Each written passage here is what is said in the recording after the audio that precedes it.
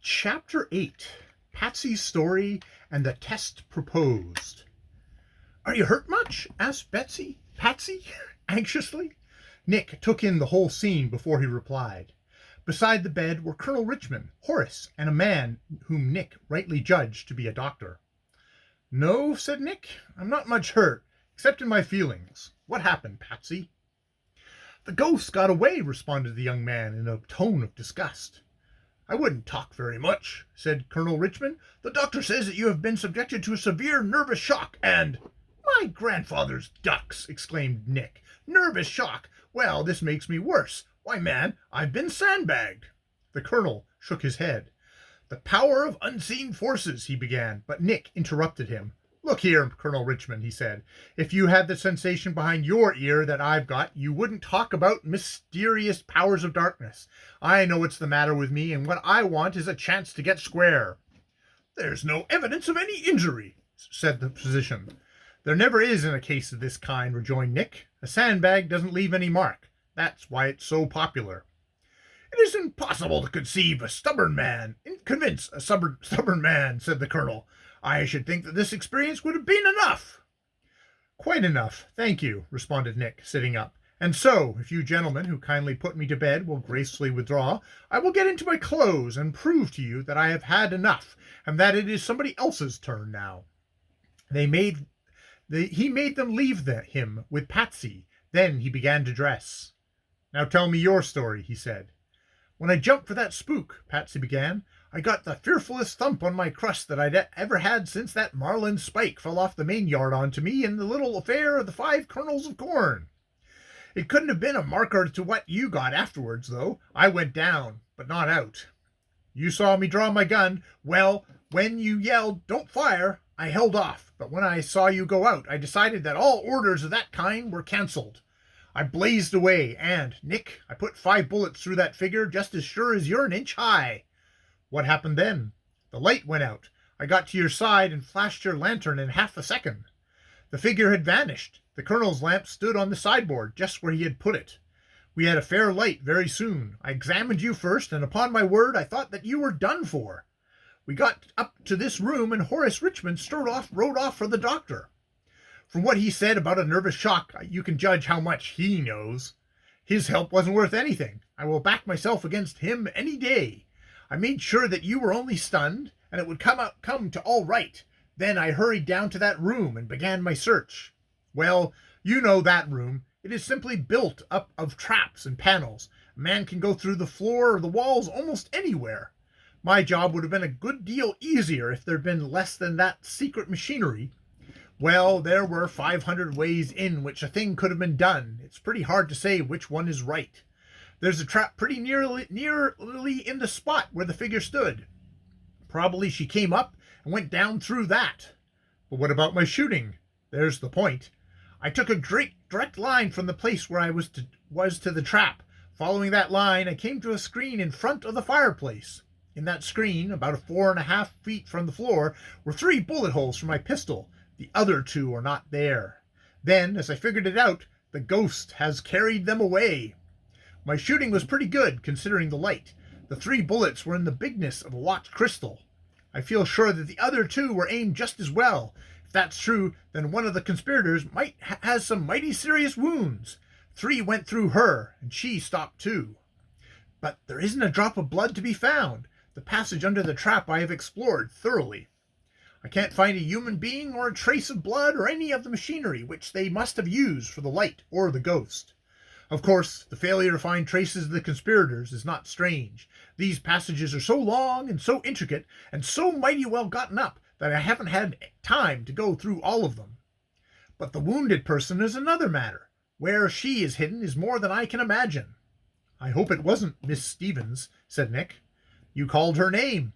"Yes, I thought the chances were that it was she, but, of course, I couldn't recognize her in that rig for certain."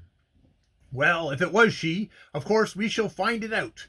It's impossible for her to carry those 2 bullets around with her and not show it." Nick was dressed by this time. They went out into the hall of the new part. Nick had been taken to a room there instead of being carried to that which had been assigned to him in the old part of the house. From below came the sound of voices. The colonel, the doctor, and Mrs. Pond were talking of the case. Patsy stopped before a closed door in the upper hall. A sign from Patsy arrested Nick's attention. He communicated to Nick in their silent language. "That's Horace's room, isn't it? Whom is he talking with?" Nick listened. Then he laughed. "You fooled yourself there, Patsy," he said. "He's talking to a parrot. It's one of his pets. He has a good many." Patsy looked a little sheepish. "You can't blame me, Nick," he said. "We must suspect everybody in such business as this. Isn't that right?" "Quite right," responded the detective. They went at once to the old dining hall. Colonel Richmond presently joined them there. To him, Nick frankly explained all the events of the previous night, including the disguise which he had adopted in order not to appear in the ghost hunt in his own person. In return, the colonel confessed the facts of his visit to the medium. He said that he had done it secretly because Horace and his daughter so strongly objected to his seeing those who held communion with the other world. As to the woman who had met the colonel, he said that he did not know her name. She was veiled all the time and did not speak to him. After the disturbance, he was careful not to call it an expose. This woman had led him to the carriage, and they had hastened away. Such was the strength of his delusion that he still believed that the manifestation he had seen at the house were genuine. He would not accept Nick's version of the affair. "I've made up my mind what to do," he said. "My decision is unalterable. I shall buy the jewels and give them to Millie Stevens. I believe that in so doing, I shall carry out my aunt's wishes." It was a queer case for Nick. He had followed up many crimes and had recovered 100 fortunes in stolen property, but this was the first time he had seen a robbery going on before his eyes and had been unable to prevent it. His pride was aroused. There was no use in combating the colonel's delusion. Of that he felt sure. The man must be humored in order to secure delay. "Colonel Richmond," said Nick, "I wish to suggest to you a final test in this matter. It will settle all doubts and satisfy me thoroughly. If you can convert me to your views, I should think the achievement might be worth the trouble." "It would indeed," cried the colonel, with sparkling eyes. Nick, with his usual tact, had hit upon exactly the right course. "You believe, of course," he said, "that the spirits of the dead cannot be stopped by bolts and bars." Colonel smiled and nodded assent. "The most part of the jewels in dispute are, I believe, in the vault of the safe deposit company," Nick continued. "Very well, my test is this. Name some article of the collection which you are sure is there, and see whether your aunt will transfer it to Miss Stevens' possession. It should be as easy for a ghost to take anything from the vault of a safe deposit company as from that dressing table upstairs. Will you consent to the test?" The colonel stood irresolute. "Consent," said a voice as of a woman standing behind them. Yet the three men were the only human beings in that room. "The voice came through from that screen!" cried Patsy as he leapt towards the old fireplace. He tore away the screen. No one was there. "It was my aunt's voice," the colonel said calmly. "I consent." "Consent to what?" asked Horace Richmond, entering the room at that moment. The test was explained to him. "Good," he whispered to Nick. "A fine idea." "Name a piece of jewelry," said the detective to the colonel. Among all her wonderful collection," replied Colonel Richmond, speaking slowly, "there was no piece of which she was more proud than the gold clasp, studded with diamonds, which you well remember, Horace." "I do," replied Horace. "There is an old tradition about it. A remote ancestor of ours is said to have brought it from the Holy Land at the time of the Third Crusade." "An ancient family," said Nick.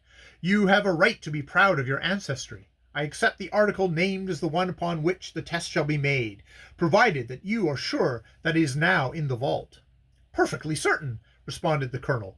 "I put it there with my own hands. Nobody else was present except an officer of the company and my daughter. It is utterly impossible that the jewel can have been removed." "I will take that for granted," said Nick. "The conditions of the test are that this piece shall not be found in the vault when we visit it this afternoon, and that it shall be afterward discovered in the possession of Millie Stevens." "Granted," said the colonel, and then, in a clear voice, as if he wanted to be sure that there was no misunderstanding in spirit land, he announced the conditions of the test. End of Chapter 8.